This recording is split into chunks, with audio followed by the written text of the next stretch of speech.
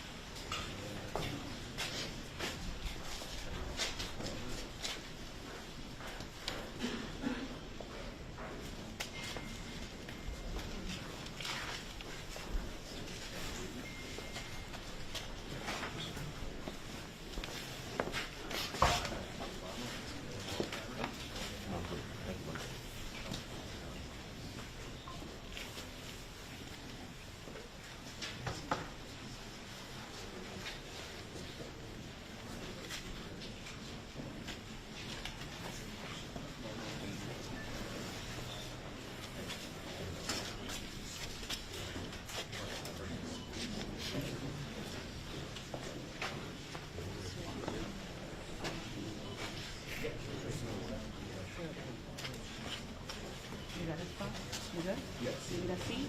Good. All right. So sorry. Thanks.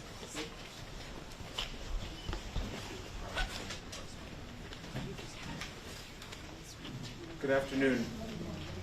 Again, I'm Providence Mayor Brett Smiley. I'm joined with Governor McKee, who we will hear from in just a moment. We're also joined by Senator Jack Reed and Congressman Gabe Amo. And we will hear from Senator Jack Reed in a moment on behalf of Rhode Island's federal delegation, who've been in touch with us throughout this incident over the last day. And as both the governor and I have said on multiple occasions, the amount of federal resources and cooperation that we've received is extraordinary. And that extends to our representatives here in Rhode Island. And then finally, Colonel Oscar Perez will give an update as well. At this time, we have no update to share on the investigation. It is ongoing. There's no reason to believe that we've hit any roadblocks other than to say that we are doing what we know how to do in cooperation with our law enforcement partners to ensure that we adequately, thoroughly investigate the situation, and when we are ready to make a further announcement, we will do so. We know there's some information circulating, but we will not share any information that might compromise our investigation or future charges. So at this time, we have no official updates to share with respect to the investigation. Next, it's clear that our community is still in shock and hurting. And now that the initial phase of the investigation has made some progress, we're turning our attention to caring for our neighbors, both the Brown community, the broader Providence community, and truly all of Rhode Island. The City of Providence has stood up a website, the address of which is providenceri.gov/community response resources. There you can find a long list of community resources for mental health care, what to do in the event of trauma, how to help talk about events like this with your kids, to try to help families, neighbors, community members start to understand how to process that which has been so difficult for us. Finally, the Providence City Council, who've been excellent partners, and again, we're joined by leaders from the City Council, including the councilman for this area, Councilman John Gonsalves, is inviting the Providence community and really anyone who'd like to join us tonight at 5 p.m. at Lippitt Park, where there had been a previous plan to light a Christmas tree and to light a menorah for the first night of Hanukkah. And for those who know at least a little bit of the Hanukkah story, it is quite clear that if we can come together as a community and shine a little bit of light tonight, I think there's nothing better that we could be doing as a community. And so please know you're all invited to Lippitt Park tonight at 5 o'clock. Lippitt Park is at 1008 Hope Street, and all are welcome. Certainly Providence Police and other folks will be on hand to make sure that we are all can be in community without any concerns tonight. I'd like to note that Family Services is here with us today, Margaret Holland McDuff. She is one of those community resources that has become available. I'd like to also acknowledge that United Way of Rhode Island and their 211 system has been helping, and leaders from the Nonviolence Institute have been assisting with families in the hospitals. Additionally, Treasurer James Diosa and his Victim Compensation Fund has already been in touch to ensure that his office is doing everything that they can. Before I turn it over to the governor, I'll just share that a couple hours ago I was at the hospital. I know President Paxton has been several times, but I had a chance to meet with a few of the victims and their families. And while they are receiving excellent medical care, and I want to thank the professionals at Brown Health and Rhode Island Hospital, the professionalism, these folks, just like our law enforcement professionals, have been up all night working, but the level of care and professionalism that they are exhibiting is extraordinary. These survivors are receiving excellent care, and the resilience that these survivors showed and shared with me is frankly pretty overwhelming. It pales in comparison what they've gone through for the rest of us here. We're all saddened and scared and tired But what they've been through is something entirely different, and yet they showed courage and hope and gratitude for how this community has stood up for them and how the healthcare providers cared for them. A couple of the family members who I had a chance to speak with are so grateful for what they've seen and heard of the outpouring of support from this community, and so I want to relay that to all of you, that they're watching what's happening also, and their healing is improved based upon all of the positivity and love and care that they've seen from not just the Rhode Island community, but frankly the national community, and so thank you. Governor McKee has been an incredible partner through all of this, and I'm grateful for his leadership and the compassion that he's shown and the relentless focus he's had on those individuals who are recovering in the hospital right now, and I'd like to invite the governor to say a few words. So today, Brown students and the community is suffering, and they're in pain. So please let the President and the Brown community know that we stand with you.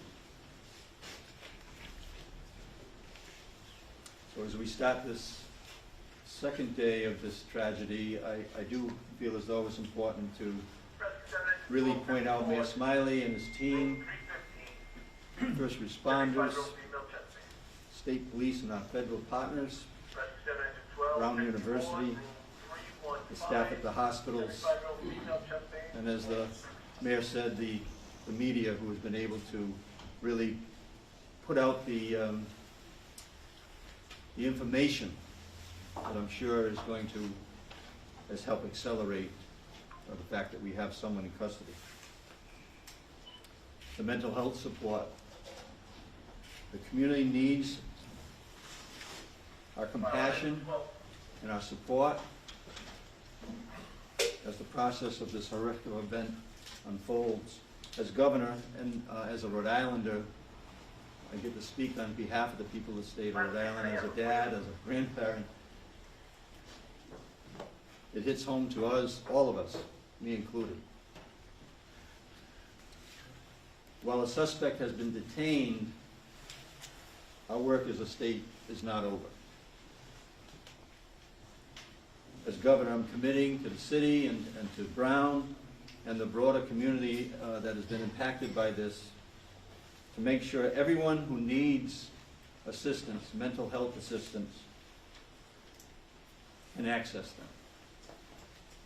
Last night we activated the state's trauma response team to help coordinate mental health resources with all partners. And to everyone in the nation, because this is a national event. I've had calls, like I said, personal calls with Hawaii, dad that has a freshman at Brown University. To everybody out there in the country, please send your prayers here to Rhode Island. And to all Rhode Islanders, let's do what we do best. Let's stand by and support our neighbors when they most need it. And we stand ready to do exactly that. Thank you, Governor. I'd like to invite Senator Jack Reed to say a few words on behalf of the congressional delegation. On behalf of Senator Whitehouse, Congressman Magaziner, Congressman Amo, I first want to express our profound condolences to those families who lost a loved one and to those families who are struggling with a seriously injured child. We offer not only our sympathies but our prayers for a speedy recovery. I must commend the leadership. Mayor Smiley has done a superb job. The governor has done a superb job. The president, President Paxson, and the Provost Doyle have also stepped up and done a superb job. We are also, I think, particularly indebted to the police officers and the firefighters from Providence, the Brown University Police Department, Many departments, both police and fire from across the state of Rhode Island, our state police, and a special word of praise and thanks to our federal law enforcement officers, the FBI, the ATF.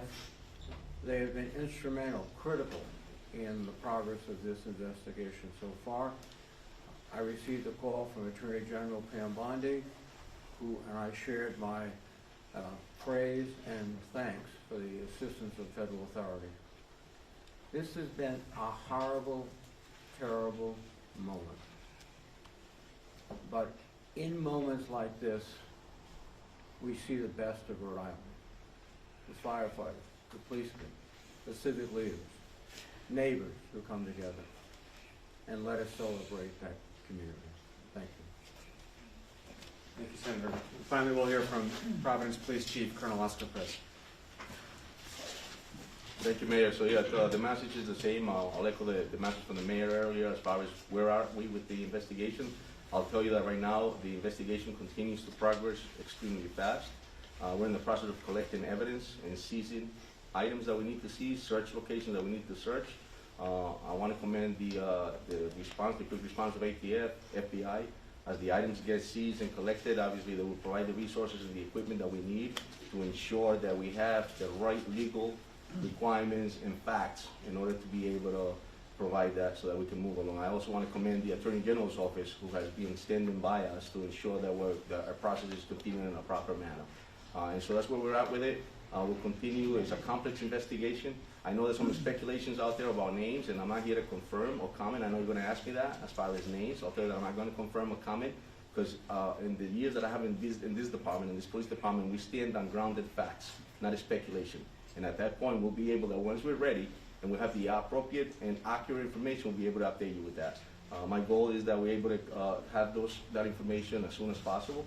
But again, I tell you that respectfully, and I have the responsibility to respect the integrity of this investigation. I think that is complex. Any detective that worked last night and all the agents that worked last night, I have responsibility to respect the work that they're doing. And so when we're ready to provide you with that info and to come to or to give you the right info, I will make sure that you get that updated. So. Colonel, we managed to establish any connection between the suspect and the university. Why did the suspect target the university? So that's all part of the investigation that we're conducting, and again, it's complex. And we want to make sure that once we have, at the appropriate time, give you the accurate information, we'll be able to provide that information for you in that answer. Go ahead, John. Colonel, the person of interest, is that the same individual that we saw on the surveillance video you released? So again, I'm not going to speculate. I want to make sure that if I give you an answer, it's grounded on facts. Okay. And so we're getting to that point, but it's going to take time.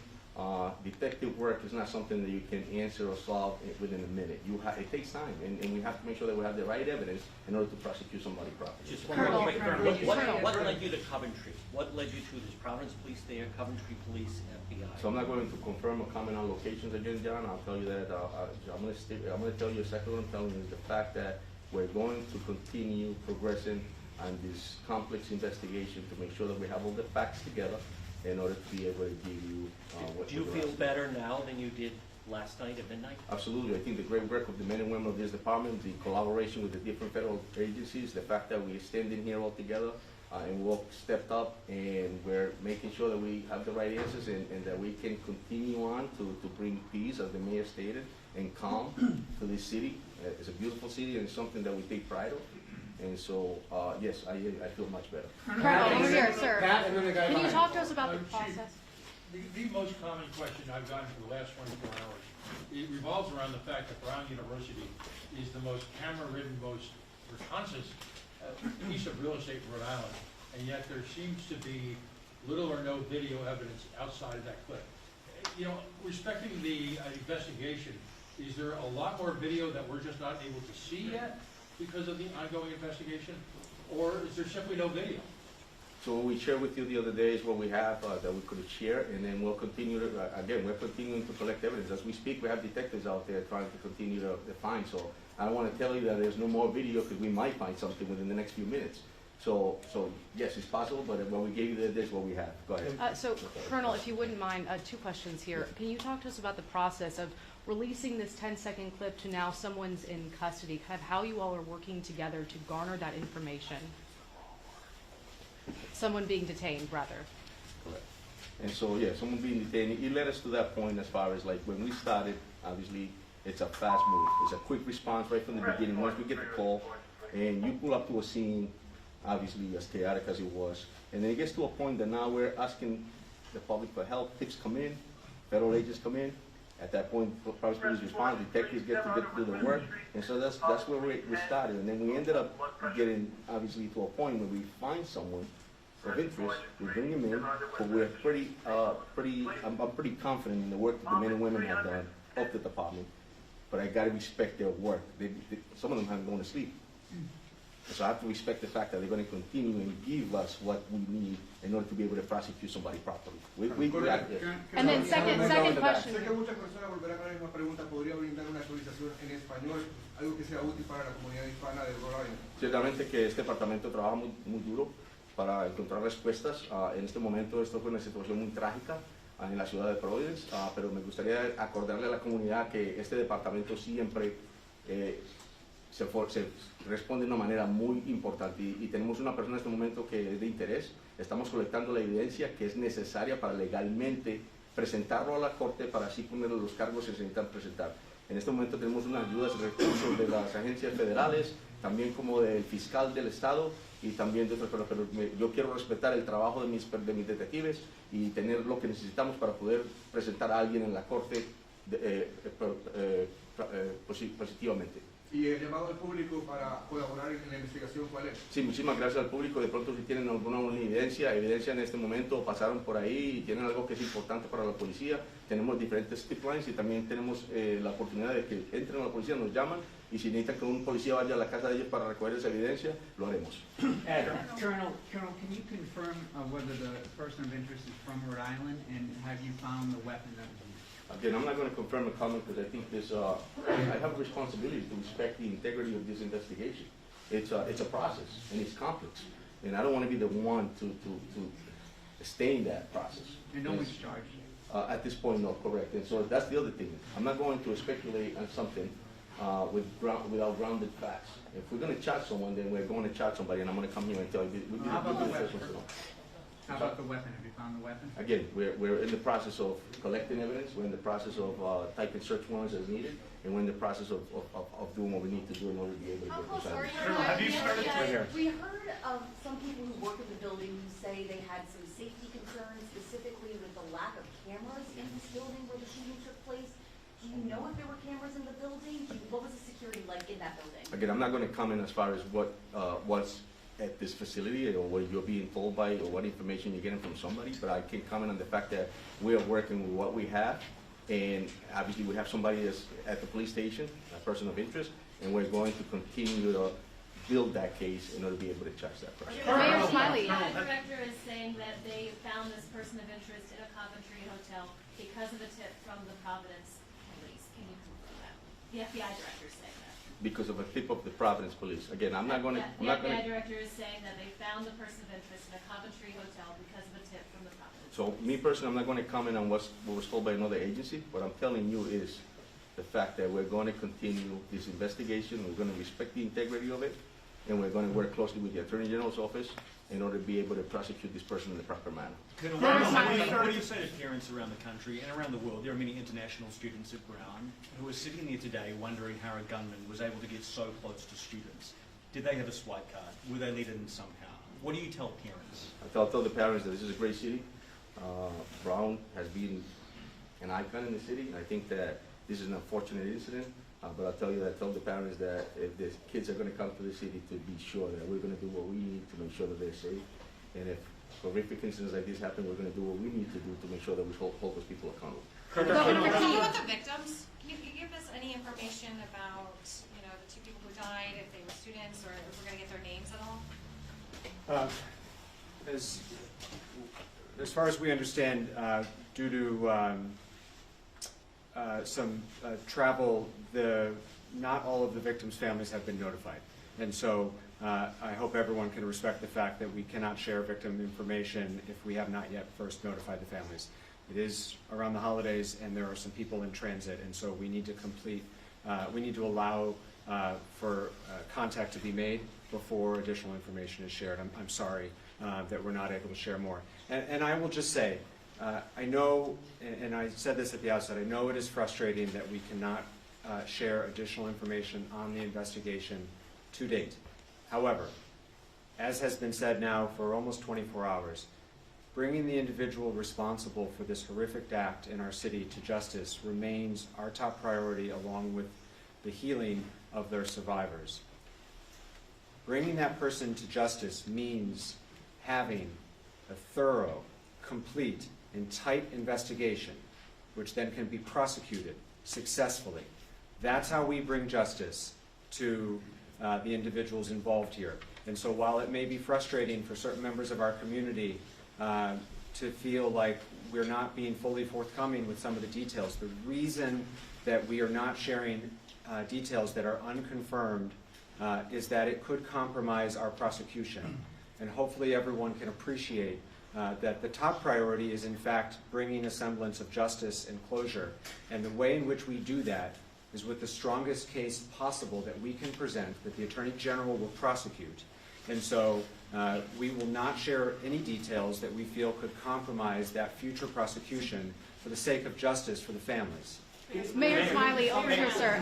We know we've spoken to students who have been the victims of shootings in high school, and now they're attending Brown, describing this as a uniquely American experience to go through not one but two school shootings. What do you feel needs to be done to keep this from happening, to stop that cycle of violence? And President Paxton, if you want to weigh in as well, ma'am. Yeah, there's going to be many days, months, or I'm not sure how long, of both healing, but of also moments to advocate for what might need to change. Speaking for myself, at least, that's not today. We still have an active investigation underway. We still have students in the hospital. I won't be shy about sharing what I think needs to be done to make my community safer, but I'm not doing that today. What I will say is when I was at the hospital today, one of the students that showed tremendous courage literally said to me, you know, that active shooter drill they made me do in high school actually helped me in the moment. Which at the same time provided me hope and was so sad. We shouldn't have to do active shooter drills, but it helped. And the reason it helped and the reason we do these drills is because it's so damn frequent. And so there'll be plenty of time, at least from my office, and I don't speak for any of the other public officials here, they're welcome to share if they so choose. There'll be plenty of time to talk about what advocacy and policy changes should be made, but we're still very, very much hard at work at the task at hand, and that is to be able to bring charges forward on the person responsible. Sir? And then, can you just go through the nature of the conditions again? I know you did that this morning, but is everybody out of the woods? The conditions have not changed as far as I understand. And so, as was said earlier this morning, one individual has been discharged. One individual remains in critical but stable condition, and the other 7 are in stable condition. I will say I had conversations with 4 of the students, and they were talking to their healthcare providers, and so if there are status changes, we'll be sure to share. Mayor, I have a question for you. People are asking, are you expecting to do continuous status updates throughout the day, such as this, or can they expect at a future press conference that there'll be additional information? What is your plan for keeping the public informed throughout this afternoon? Yeah, thank you. Our expectation is that this is likely our last press conference here at the Brook Street Fire Station. We set up here last night because we're on the edge of campus. There was a lot of work happening all around us. They're still processing evidence on campus, but that crime scene is wrapping up.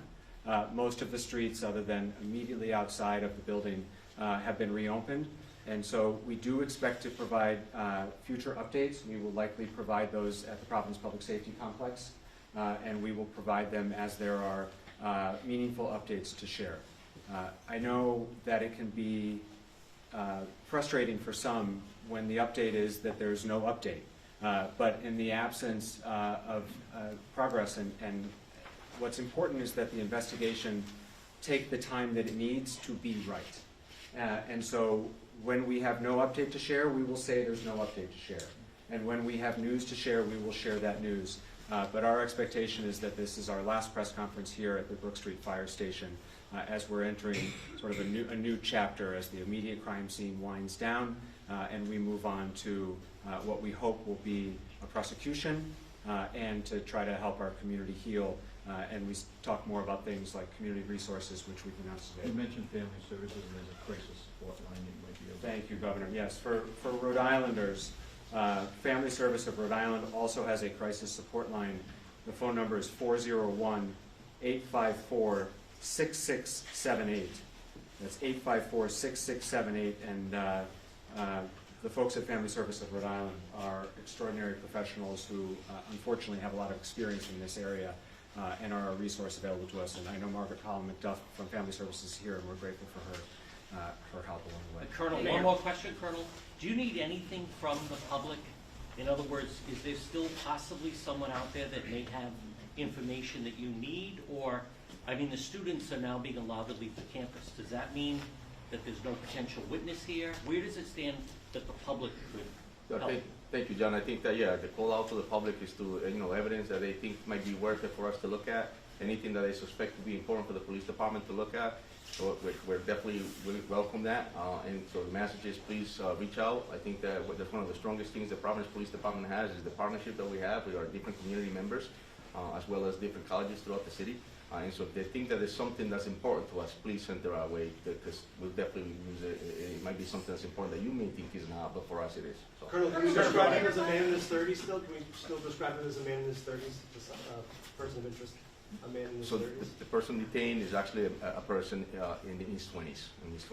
Can you clarify, is this officially a suspect? Is this someone in custody? What should we call this person? Have they been arrested? You should call this person that we detain someone of interest at this point. Detain someone of What's the interest? difference, Colonel? From what I understand, Brown has sirens on their campus, emergency sirens to alert people in cases like this. Did those sirens go off, and if not, why?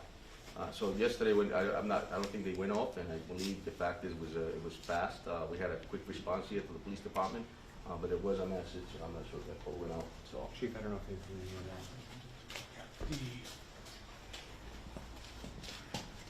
The sirens did not go off. Their original information that we received was from the officer who did not receive the call. The officer saw some of the students running from the location, and so it was an immediate response. Can you talk about alerting the greater? Hold on, John. Can you talk about just what went into alerting the greater Brown area community, people who aren't Brown residents, maybe RISD students or faculty, people in that area? What went into alerting others? For our community, it was our emergency notification system, some of which is shared by RISD. The rest was from the city of Providence. Colonel, can you just, Colonel? Go ahead, please. I'm a Colonel Chapman of Rescue. Can you tell us, does the person of interest have any connection to the Brown University community? And there was some report that he went into that building and yelled in the classroom. Do you have any more information about that? So again, it's all details that are important. It's all part of the complex investigation that I spoke about earlier. I'm not ready to confirm or comment on any of that. Again, I got to respect the process. And so at this point, we're just going to continue like the mayor stated. It's complex, but we want to make sure that we have a successful prosecution. And that's more important to me than right now to give you something that's just, Colonel, have you started the process of search warrants, any sort of legal process to sort of figure out any motive? Yeah, so at this point, we're coordinating with the Attorney General's office. We're working very closely with them. We're collecting evidence. We're in the process also of interviewing individuals.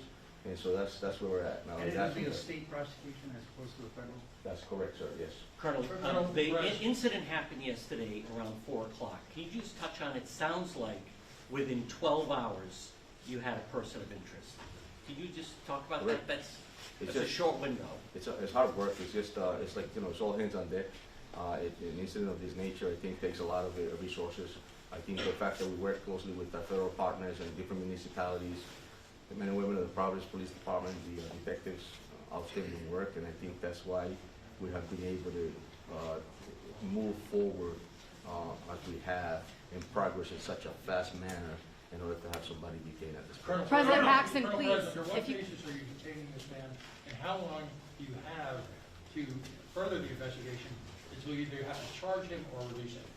Again, a situation like this, we have basis enough to bring somebody in based on a lot of different facts. And so those facts are the ones that are allowing us to have that person detained at this point, which I cannot comment as far as what the facts How long are. do you we have a to question charge for him President before- Paxton. President Paxton, How long do you have if to you, charge him before you have to release him? Again, it's moving pretty fast, and we will have an answer as fast as we can. So. President Paxton, if you can, we know that these students were studying for their finals in the midst of their schoolwork here, and now students have been told classes are canceled, finals are canceled. Can you talk about kind of the complete shift that this community is in right now, going from studying to now almost a ghost town as people are being reunited with their families? Yeah. So thanks for the question. It is a big shift and not the way we hope to end this semester, obviously. I was in what we call the RADI, or main dining hall today. There were a lot of students gathered there. They are amazing, and they're supporting each other. Talk to me about the emotions you're feeling right now, because you care for these students. Yeah, I do. And, right now, I think, as the mayor was saying, the students in the hospital, I talked to all but one of them, the students on campus, there's just a lot of gratitude right now, and they're remarkable. Right, that's it for now. We will keep you posted on future updates. Again, our expectation is that this is the last update here at the Brook Street Fire Station. If you are not yet on Josh's press list, Josh, raise your hand. He's there. That's how you will be apprised of future updates, and our expectation is that we'll be at the Providence Public Safety Complex for future updates. Thank you very much.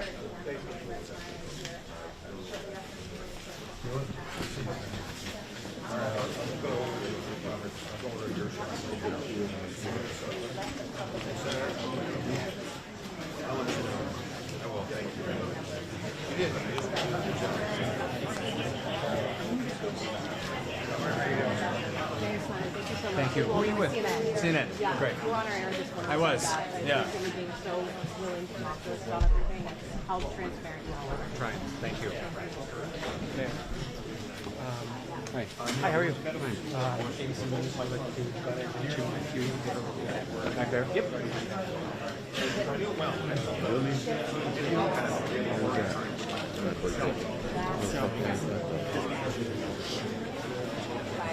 Yeah. Well, the new building was actually